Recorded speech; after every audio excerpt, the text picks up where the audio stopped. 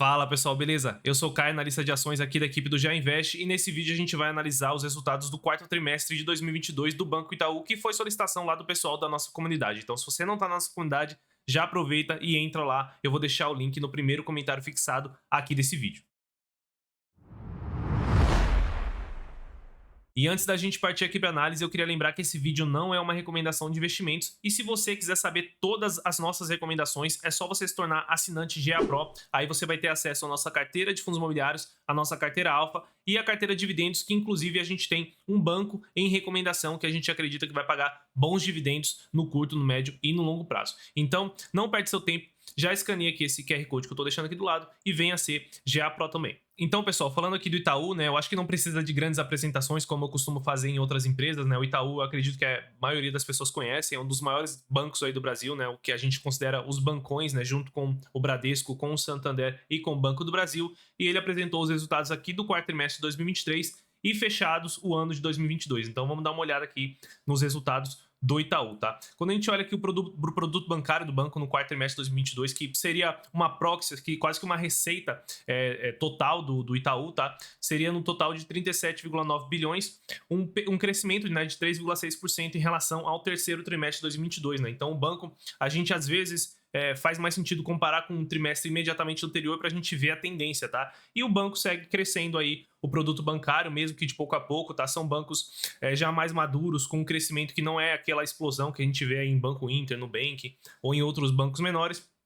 E ele vai crescendo pouco a pouco assim, e aí quando você junta tudo ao longo de anos, faz bastante diferença. Então o produto bancário segue crescendo, e quando a gente olha em relação ao quarto trimestre de 2021, a gente vê um crescimento no produto bancário de 3,2%, né? É aquilo que eu falei para vocês, vai crescendo 3, 4% a cada trimestre. Quando você junta num ano, dá 14, 16, 15% ao ano, é o que você pode esperar de um desses grandes bancos, tá? E quando a gente olha o custo de crédito aqui do Itaú, o custo de crédito é basicamente as despesas para provisões de perdas, né? Então o banco empresta dinheiro para muita gente, muitas empresas, e ele provisiona todo mês ou todo trimestre, né, uma possível perda desses valores. E ele teve um salto de 22% em relação ao terceiro trimestre de 2022, né? Ou seja, um trimestre imediatamente anterior. E o que aconteceu para ter um salto tão grande? O que aconteceu foi Americanas, né, pessoal? Então todo mundo está acompanhando aí o caso da Americanas, um risco iminente de pedido de recuperação judicial, ou então de até uma falência.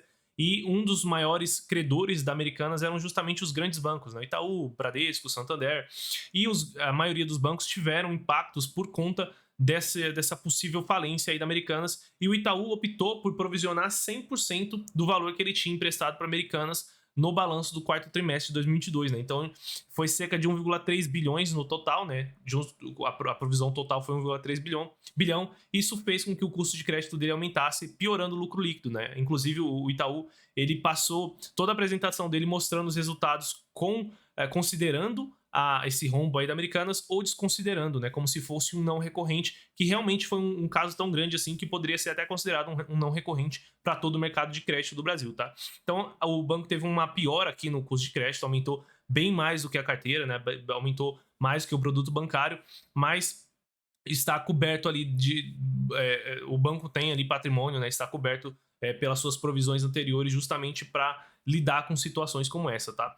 Seguindo aqui, a gente vê que o banco teve um lucro líquido recorrente aqui, gerencial, no quarto trimestre de 2022 de 7,7 bilhões, tá? Um crescimento, uma desaceleração em relação ao terceiro trimestre de 2022, mas justamente por conta desse impacto da Americanas. E mais quando a gente olha aqui em relação ao quarto tri do ano passado, o banco fechou com uma leve alta aí de lucro de 7,1%. Então isso aqui, ao meu ver, foi um bom resultado, tá? Dos grandes bancos que a gente acompanhou aí, tirando o Banco do Brasil, né? Que tá numa situação diferente dos bancos privados, dos bancos totalmente privados, né? O Itaú teve o melhor resultado, né? Entre o Santander e o Bradesco, o Itaú se saiu melhor, conseguiu até trazer um crescimento de lucro nesse trimestre, né? E quando a gente olha aqui no anual, o banco crescendo o lucro aqui cerca de 15%, mesmo considerando esse impacto na Americanas. Então, o Itaú aí, um banco gigantesco, já uma empresa mais madura, crescendo 15% ao ano, é um crescimento bem interessante. Dando uma olhada rápida na carteira de crédito do Itaú, a gente vê que ele fechou o ano com 918 bilhões de reais na carteira de crédito, então é quase R$ 1 trilhão para um grande banco, é muito dinheiro realmente envolvido nas operações que envolvem os grandes bancos, né?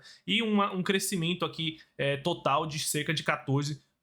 em relação ao mesmo período do ano passado. Então, em relação a 2021, né, quando comparado. Então, um crescimento saudável de carteira de crédito, a expectativa, como forma a gente vai ver um pouco mais para frente, é de uma desaceleração do crédito em 2023, até por conta da taxa de juros, do momento político e econômico aqui do Brasil, mas o resultado de 2022 do Itaú foi um resultado bem interessante no que tange, pelo menos, o crescimento de carteira. E falando um pouco da margem financeira com os clientes do Banco Itaú, né? Basicamente a margem financeira ele é o spread que o Itaú consegue ganhar ali com o serviço de produto bancário para a base de clientes dele, né? O Itaú hoje tem cerca de 60 milhões de clientes, se eu não estiver enganado. E o Itaú hoje tinha uma margem aí que vinha em crescimento, né? Chegando aqui a 8,7% no quarto trimestre de 2022, tá? Isso aqui basicamente pelo ganho de eficiência do Itaú, né? Pelo aumento de spread que ele tem conseguido justamente por conta do aumento de taxa de juros, né? Que favorece os bancos no curto prazo, tá? Então, uma taxa de juros mais alta, desde que ela não fique por muito tempo, tá, pessoal? Isso aqui é importante, desde que ela não fique por muito tempo. Isso favorece no curto prazo os bancos para eles conseguirem praticar um spread melhor, tá? Mas mesmo assim, ele trouxe aqui, né? O Itaú ele trouxe aqui uma margem ajustada pelo risco, desconsiderando, aliás, desconsiderando a possível falência aí da Americanas, né? E a gente vê que é um efeito que impacta bastante aqui a margem financeira com os clientes, que se você considerar essa perda que o Itaú vai ter, provavelmente vai ter com Americanas, né? A margem cairia de 8,7% para 5,1% no trimestre. E a margem financeira com o mercado encerrou o ano aqui com um total de quase 3 bilhões, aqui chegando bem próximo do teto do guidance que o Itaú tinha para 2022, então foi um resultado dentro do que o banco esperava, positivo, tá? E não tem muito o que fazer, né? A margem financeira com o mercado é aqui que entra todo o produto de renda variável, né? Investimentos, tesouraria, trading, que o Itaú consegue fornecer e consegue capturar de ganhos no mercado. E a gente vê que tem sido bem desaquecido, essa parte do mercado financeiro tem se desaquecido bastante nos últimos trimestres, né? A gente consegue ver isso até em outros bancos que dependem mais desse segmento, como o BTG, né? E aí a gente vê que o Itaú tem tido uma queda aqui na receita, na margem financeira, aliás, com o mercado, mas mesmo assim conseguiu fechar o ano dentro do guidance aqui, resultado positivo. Falando aqui da qualidade de crédito do Itaú, os grandes bancos sempre tiveram uma ótima qualidade de crédito, uma ótima inadimplência, níveis de inadimplência bem saudáveis, né? E a gente consegue ver aqui que sempre fica ali próximo de 2%, entre 2% e 3%. É verdade sim que quando a gente olha aqui na inadimplência total de 90 dias, que é o período que eu gosto mais de olhar, a gente vê uma alta desde dezembro de 2021, subindo um pouquinho, né? Chegando, encostando mais ali no 3%. Mas a gente tem que levar aqui em conta que todo o cenário macroeconômico é mais desafiador, né? Teve a questão do aumento de inflação, que dificultou ali o pagamento de contas e crédito das pessoas físicas, principalmente, e a gente tem que considerar também que a taxa de juros aumentou, então fica cada vez mais difícil das pessoas conseguirem pagar os juros que os bancos cobram, e isso aumenta um pouquinho a inadimplência ali no curto prazo, mas está bem saudável, como vocês conseguem ver aqui, chegando a um patamar ali de 3%, que é muito baixo aqui, né? A gente vê aí alguns outros bancos no mercado, outras operações de crédito no mercado com uma inadimplência de 6%, ou até mesmo a Renner, por exemplo, a operação de crédito da Renner está com uma inadimplência de cerca de 20%, né? Inadimplência total, né, de 90 dias, cerca de 20%, então uma inadimplência de 3% é bem baixa mesmo, tá, pessoal? Então isso daqui, na nossa visão, não tem muito com o que se preocupar, é normal, faz parte da operação de crédito aqui do Itaú.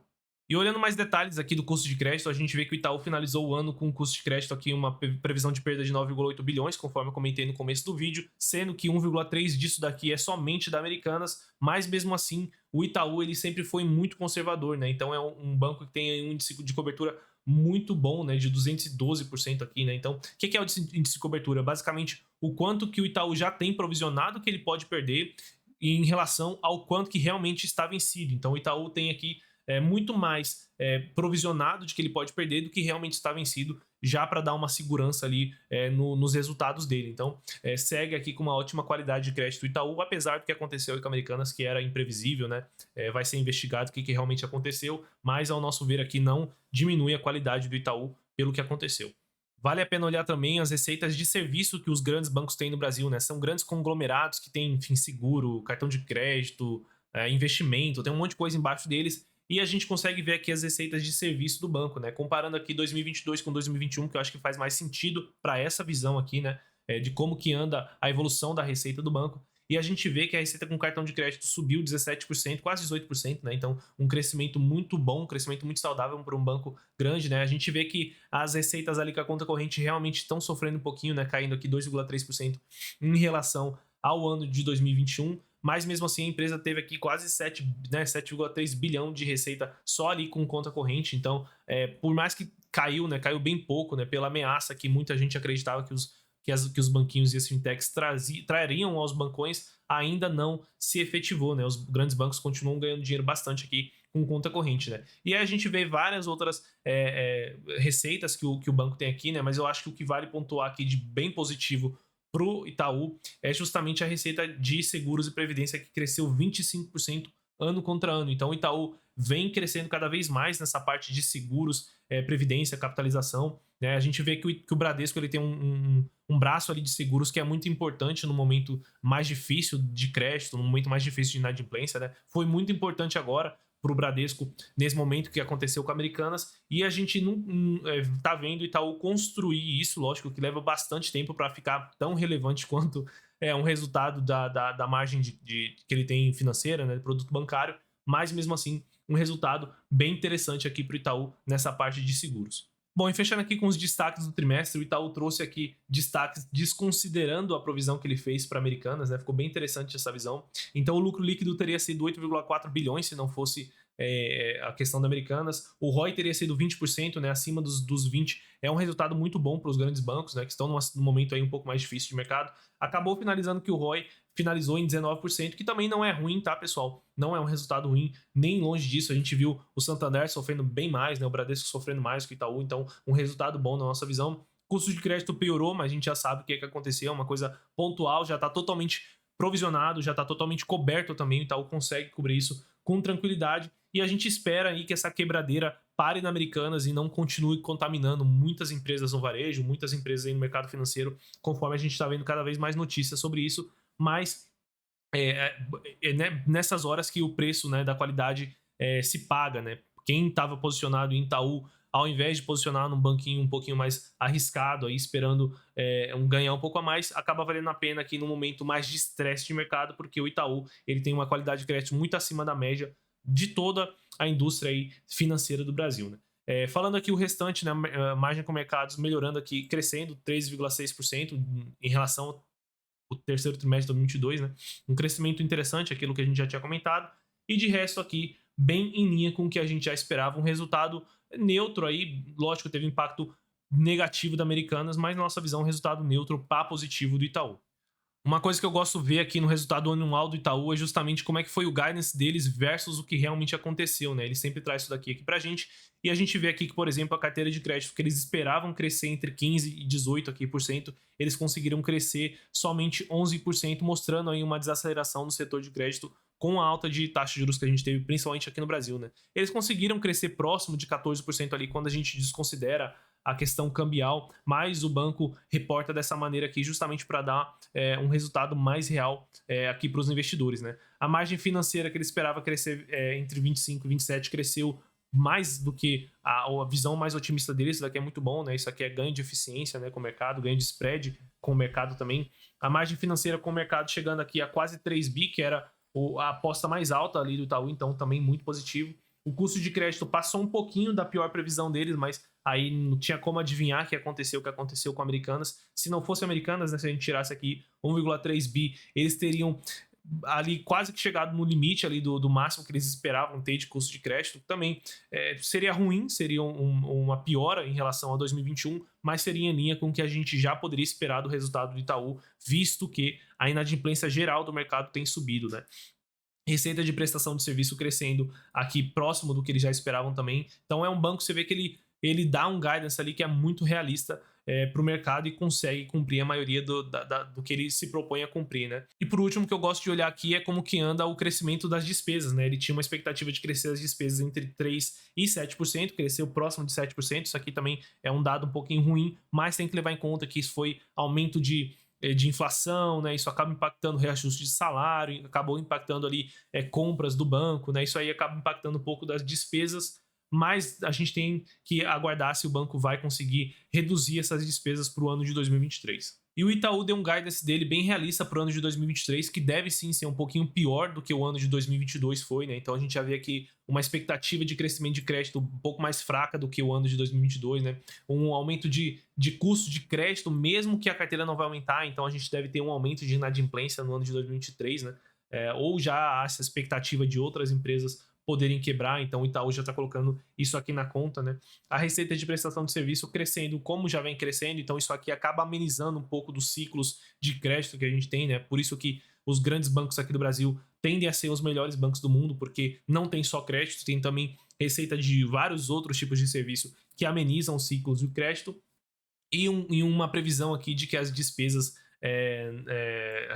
vão crescer aí entre 5% e 9%. Eu preferia ver que isso aqui ficaria abaixo de 5%, ou próximo de 5%, ou próximo de 6%, mas a gente sabe aí que está num momento bem complicado, né, bem complexo da economia, então se ficar ali entre 5% e 9% também tá bom, mas realmente a gente deve ver um aumento aí de lucro líquido do Itaú em 2023 menor do que ele teve entre 2022 e 2021, e isso o mercado provavelmente vai precificar aí ao longo do ano. Bom, e para finalizar, como eu nunca tinha visto Itaú aqui na minha análise do canal, eu vou dar as notas aqui que eu geralmente dou para todas as empresas, né? Então, para o setor bancário, eu vou dar uma nota 5, tá? Pelo menos quando a gente pensa no setor bancário do Brasil, é muito resiliente, toda essa parte de crédito, o setor financeiro, né? Ele é muito resiliente, ele é um setor essencial, tá? Por mais que crédito seja commodity, o setor é essencial. Então é um setor que eu gosto bastante, apesar de eu não investir tanto, mas eu gosto do setor. Governança do Itaú, nota 5, também uma governança que consegue gerar muito bem valor, né, nos últimos anos, não tem tido nenhum grande escândalo, né, tem feito ótimas alocações de capital, então nota 5. E para o Itaú, empresa, eu vou dar nota 9, é uma das maiores empresas, uma das melhores, né, empresas que a gente tem aí na Bolsa, que dá resultados consistentes, é o melhor banco já faz tempo, apesar do que o Banco do Brasil tá aí na cola para tomar esse lugar aí do Itaú, por uma questão específica ali do Banco do Brasil, que tem tido um ótimo resultado ali na carteira do agro, né? Mas quando a gente pensa nos total privados ali, Santander, Bradesco e Itaú, eu acho que o Itaú nos últimos 3, 4 anos mostrou que realmente ele merecia um prêmio ali por qualidade nos múltiplos dele em relação aos outros grandes bancos, por isso que eu dou uma nota 9 aqui para o Itaú. Bom, pessoal, pelo vídeo de hoje é isso. Se vocês gostaram, não esqueçam de deixar o like nesse vídeo para ajudar a chegar a mais investidores. Não esquece de fazer sua conta lá no site do Gerando Alfa e se tornar também assinante EA Pro para ter análises como essas aqui e até mais complexas, né? Lives exclusivas que a gente consegue fazer somente para quem é assinante EA Pro. Beleza? Bom, por hoje é só e até o próximo vídeo.